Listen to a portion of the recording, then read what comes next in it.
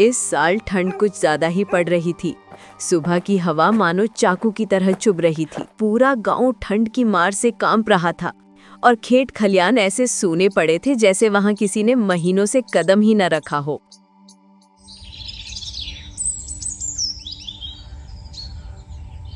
अरे भाई, इस साल की ठंड तो हद कर दी है। खेत में कदम भी नहीं रखा जा रहा, हाथ पैर सुन पड़ जाते हैं मानो।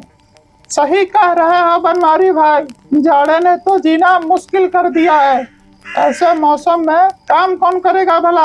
अरे भाई, अगर ऐसी ही ठंड बढ़ती रही ना तो इस बार की फसल का भगवान ही मालिक है। अरे हाँ भाई, लगता है खेती बाड़ी सब चौपट हो जाएगी। ठंड की मार तो पूरे गांव पर थी, लेकिन कुछ घरों की ठंड दिल तक उतर जाती है। बिरजू भी उन्हीं लोगों में था जिसके पास ठंड से लड़ने को ना कपड़े थे ना पैसा।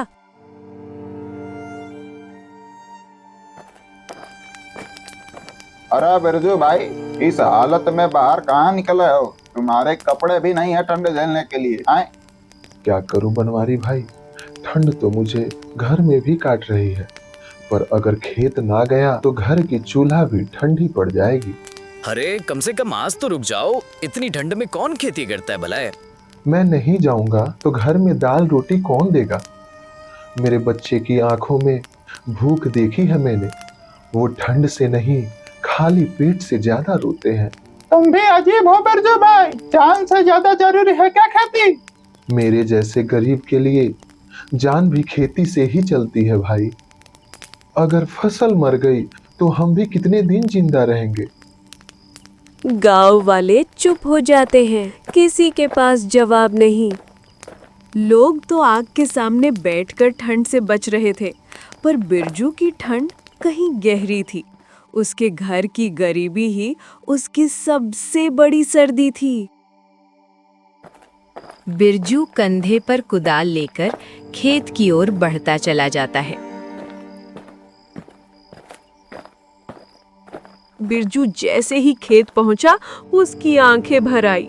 ठंड ने खेत को पत्थर जैसा जमा दिया था। हे भगवान, ये हालत हो गई है। अगर ये फसल मर गई तो मेरे बच्चे क्या खाएंगे? बिरजू ने इतना कह के काम करना शुरू किया।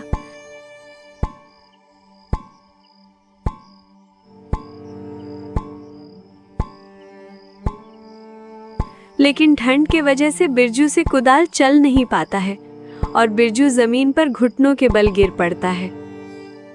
भगवान, इतनी भी परीक्षा मत ले, तेरे ही भरोसे हूँ, बस मेरी फसल बचा लेना प्रभु। वो टूट भी रहा था, लेकिन फिर भी हार नहीं मान रहा था।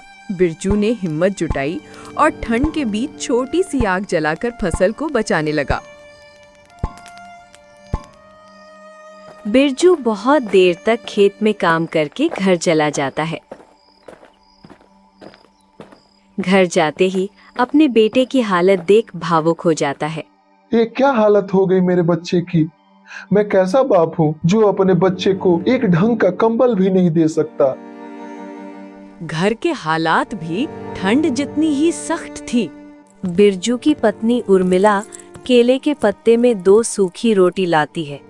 बस आज इतना ही है जी, घर का राशन भी कुछ दिन में खत्म हो जाएगी। बिरजू खाने की तरफ देखकर बोलता है, हमारी गरीबी भी इस ठंड से कम नहीं है भाग्यवान। लेकिन घबराना मत, एक दिन सब ठीक हो जाएगा। मैं हूं ना, मैं मेहनत करता रहूंगा, एक दिन ये हालात जरूर बदलेगी। वो खुद टूटा हुआ था, पर परिवार के सामने दीवार बनकर खड़ा था। यही उसकी सबसे बड़ी ताकत थी।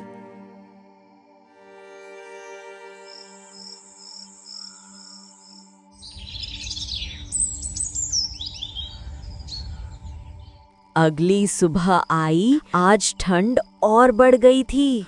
पूरा गांव सुनसान था, कोई भी बाहर नजर नहीं आ रहा था। हर तरफ बस कोहरा ही कोहरा फैला हुआ था।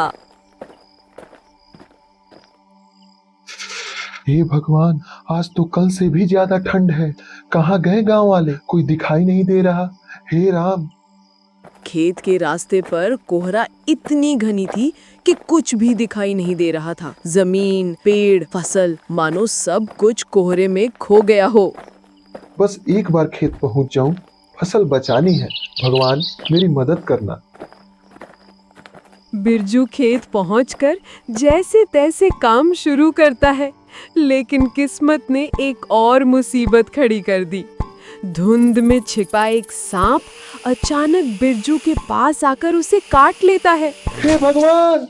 बिरजू की आवाज कुछ गांव वालों को सुनाई देती है। अरे बिरजू को क्या हुआ? जल्दी चलो। सांप ने काट लिया है, जल्दी वैद्य जी के पास लेकर चलना होगा, नहीं तो सांप का जहर बिरजू के पूरे शरीर में फैल जाएगा। बिरजू को वैद्य जी के पास लाते हैं। वैद्य जी बाहर आइए। वैद्य जी, बिरजू को किसी जहरीले सांप ने काट लिया है। इसे बहुत जहरीले सांप ने काट लिया है।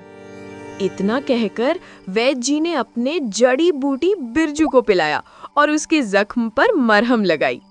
बिरजू, अभी तुम्हें कैसा लग रहा है? तुम ठीक हो?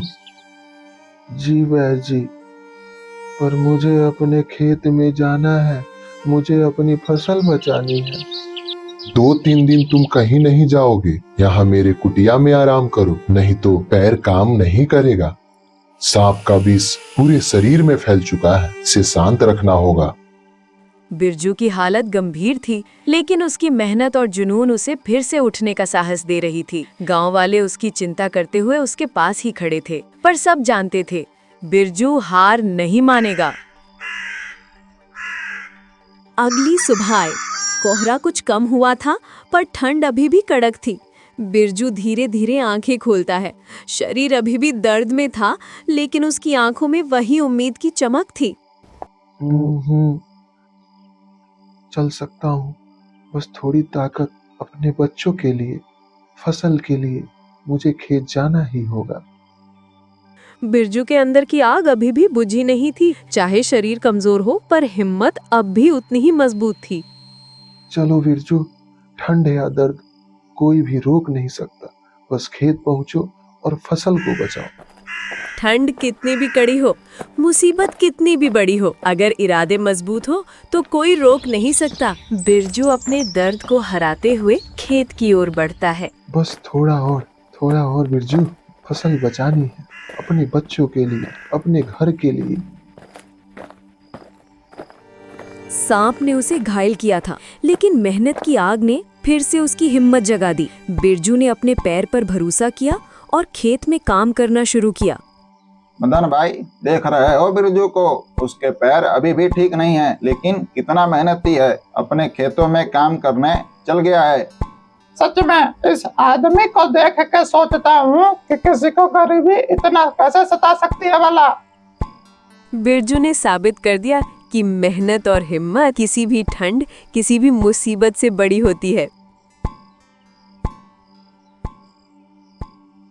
कुछ दिन बाद बिरजू ठंड में लगातार अपने खेतों में काम करता रहा। बहुत दिन बीत गए, अब ठंड भी कम हो गई थी। सूरज की हल्की किरणें खेतों में चमकने लगी। बिरजू के खेत में फसल लहलहाने लगी थी। बिरजू भाई, तुमने तो कमाल ही कर दिया। सच में तुम्हारी मेहनत ने सबको बचा लिया। हम तो हार मान चुके थे, लेकिन आपने दिखा दिया कि हिम्मत और मेहनत क्या कर सकती है। मेहनत कभी बेकार नहीं जाती, और भगवान का आशीर्वाद भी जब साथ हो तो मुश्किल काम भी आसान हो जाती है। बिरजू ने अपने अनाज को सही दाम पर बेचा और उसने अपने घर के लिए राशन और कपड़े और ठंड से बचने के लिए कंबल भी खरीदा। अब हमें ठंड परेशान नहीं करेगी और भूखे पेट सोना नहीं पड़ेगा। हाँ भाग्यवान, मेहनत और प्रभु के कृपा से सब ठीक हो गया। और इस तरह गरीब लाचार बिरजू ने अपनी मेहनत और हिम्मत से ठंड, मुसीबत और गरीबी को हराया। उसने दिखा दिया कि इंसानियत, संघर्ष और मेहनत की आग किसी भी ठंड, किसी भी मुश्किल से बड़ी होती है।